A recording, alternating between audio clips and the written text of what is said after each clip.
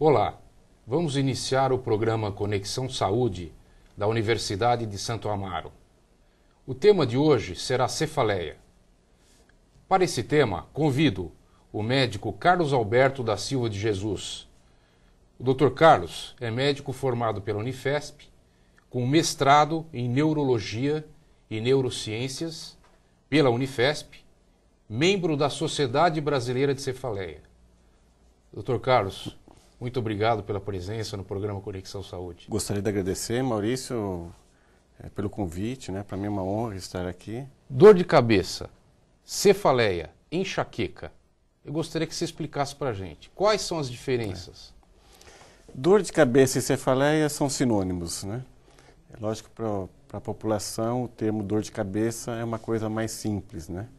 Mas são sinônimos. A enxaqueca não é sinônimo de cefaleia. A enxaqueca é um dos mais de 150 tipos de cefaleias que nós temos. É a mais estudada pelo seu grau de incapacidade, pela sua prevalência, né? Na população, mas é um tipo de cefaleia, né? As cefaleias em geral nós podemos dividir, né? Nós temos mais de 150 tipos de cefaleias catalogadas. Mas nós podemos dividir as cefaleias basicamente em dois grupos, né? As cefaleias primárias, onde a própria cefaleia é a doença, né? E as cefaleias secundárias, onde a cefaleia é um sintoma de uma outra doença, por exemplo, um tumor cerebral, uma meningite. Eu gostaria que você explicasse sobre a sintomatologia. Como que nós caracterizamos então a dor de cabeça?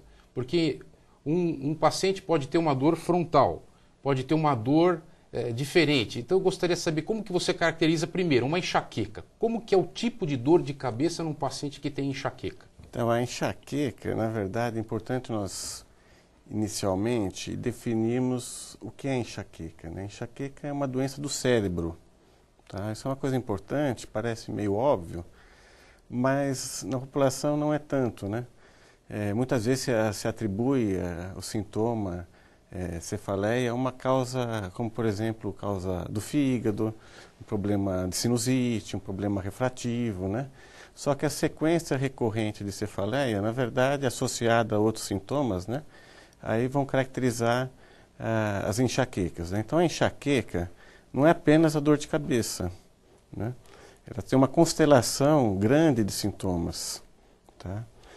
Nós temos um padrão mais clássico, né, que é definido pela Classificação Internacional de Cefaleia, onde a enxaqueca é definida por crises recorrentes de cefaleia, com uma duração aproximadamente de 4 a 72 horas, né, com alguns sintomas clássicos, como uma cefaleia hemicraniana, uma cefaleia pulsátil, uma cefaleia de moderada a grave intensidade, uma dor que a atividade física rotineira piora a dor de cabeça e pode ser acompanhada de sintomas como náuseas, vômitos, né, intolerância à luz, barulho.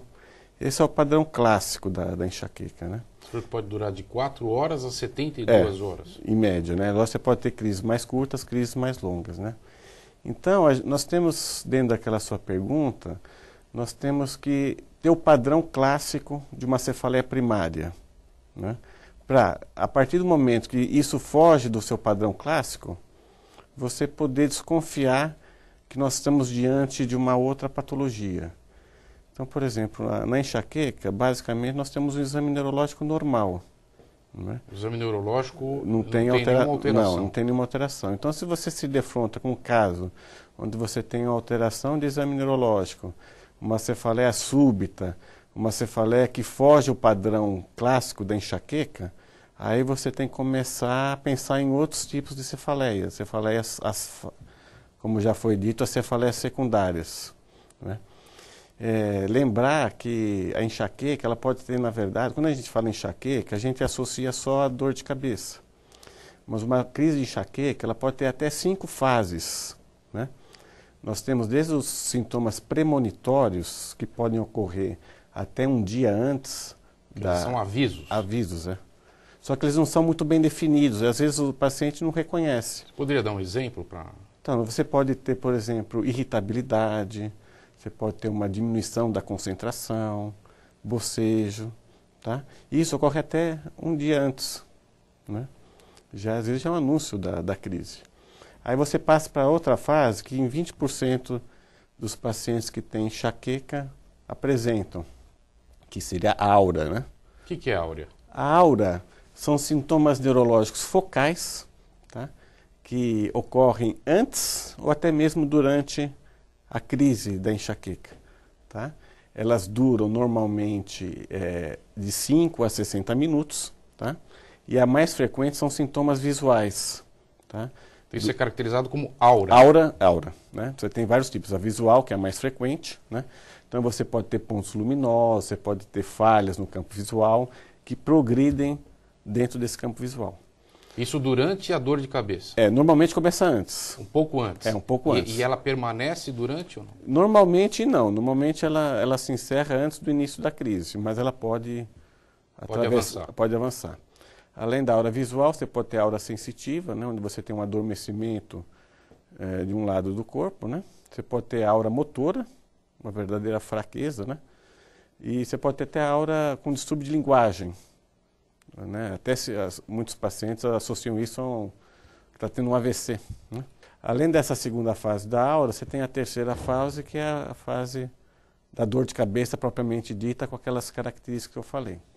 Aí você entra na quarta fase, que é a fase da resolução da dor, quando a cefaleia vai diminuindo a sua intensidade.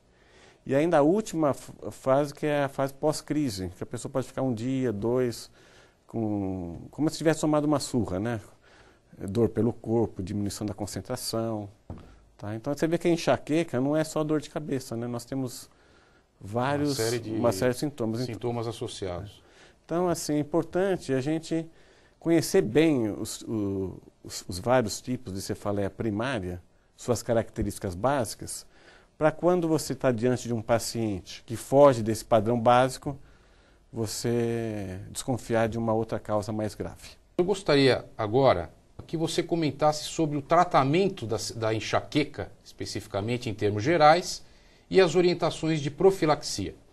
É importante nós ressaltarmos que se a gente for dividir os tratamentos em medicina em tratamento abortivo, tratamento profilático ou também chamado preventivo e tratamento curativo, né? A enxaqueca ficaria apenas no tratamento abortivo ou preventivo. Não temos uma cura para a enxaqueca, né? Cura seria eu dar uma medicação, um tratamento para o paciente e garantir a ele que nunca mais teríamos dor de cabeça, tá? Isso não é possível. Não. Você pode ter uma melhora espontânea, normalmente com a idade, né? A partir dos 50 anos, você pode ter uma remissão espontânea da dor, tá? Então, nós fazemos o tratamento na crise, tá? Que a maioria das pessoas fazem, né? Uma coisa meio óbvia, né? Eu estou com dor de cabeça, tomo meu analgésico. Nós temos o tratamento preventivo, que poucas pessoas fazem, né? Então, eu tenho dores frequentes, né? Incapacitantes, e eu preciso fazer o quê? Eu preciso, prevendo que eu vou ter essas crises, fazer com que elas diminuam a sua frequência e a sua intensidade, né? No tratamento preventivo, é importante a gente ressaltar as medidas não medicamentosas, né? Que a gente puder resumir basicamente na qualidade de vida. A pessoa ter um bom sono, praticar uma atividade física, não ficar muito tempo sem se alimentar, né? Controlar o estresse, né? Carga de trabalho. Então, isso por si só já garante uma melhora. Como isso muitas vezes não é possível, nós entramos na parte medicamentosa do tratamento, né? Nós temos vários grupos de medicações, né? Que têm esse objetivo, né? De melhorar a frequência e intensidade das crises, né? Então, você tem, por exemplo, anticonvulsivantes, nós temos antihipertensivos, antidepressivos, né? Todas as medicações que a gente usa por um período aproximadamente de 6 meses no mínimo, com a função de melhorar o padrão de crise. No tratamento da crise em si, é muito importante ressaltar que a enxaqueca é como se fosse um incêndio, né? Quanto mais rápido a gente apagar o fogo, melhor Vai ser. Então, aquela história de esperar a dor ficar muito intensa para tomar alguma medicação, ela está errada. Assim que inicia a crise, você tem que tomar o seu analgésico, né? Ou nós temos outros grupos hoje em dia muito mais específicos para enxaqueca, né? Como os triptanos, né?